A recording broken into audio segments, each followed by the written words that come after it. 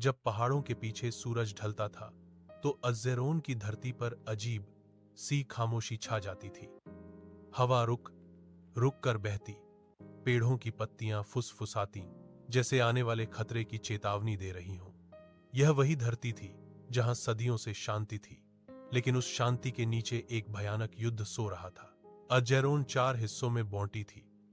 घने जंगलों में एल्विन रहते थे, बर्फीले पहाड़ों में मजबूत योद्धा, खुले मैदानों में इंसानों के शहर और अंधेरी घाटियों में और कबीले।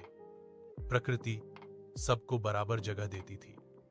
नदियां सबके लिए बहती थीं और जंगल हर किसी को जीवन देते थे। लेकिन संतुलन टूटने वाला था। एक रात जंगल के बीच जमीन कांपने लगी। आसमान हरे प्रकाश से चमक उठा और एक रहस्यमय द्वार खुल गया। उस द्वार से निकलती ऊर्जा ने पेड़ों को सुखा दिया और जानवरों को भयभीत कर दिया।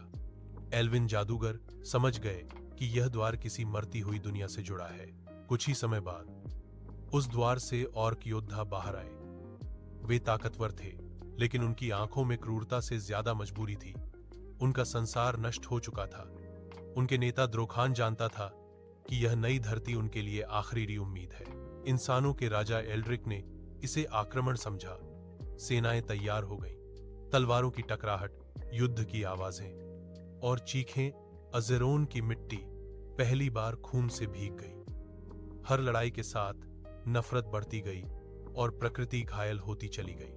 लेकिन इस युद्ध के पीछे एक गहरा रहस्य था।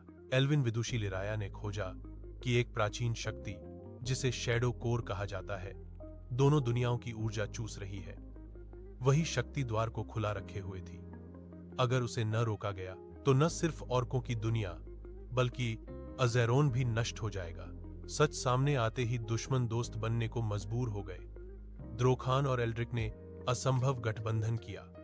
उनके साथ कुछ योद्धा और जादूगर निकले।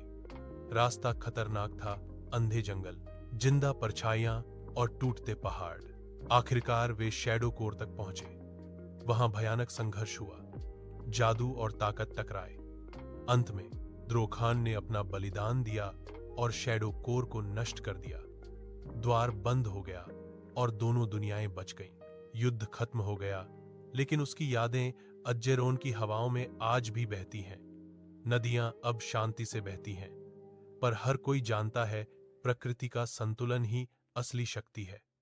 अगर वह टूटा तो इतिहास फिर जाग सकता है।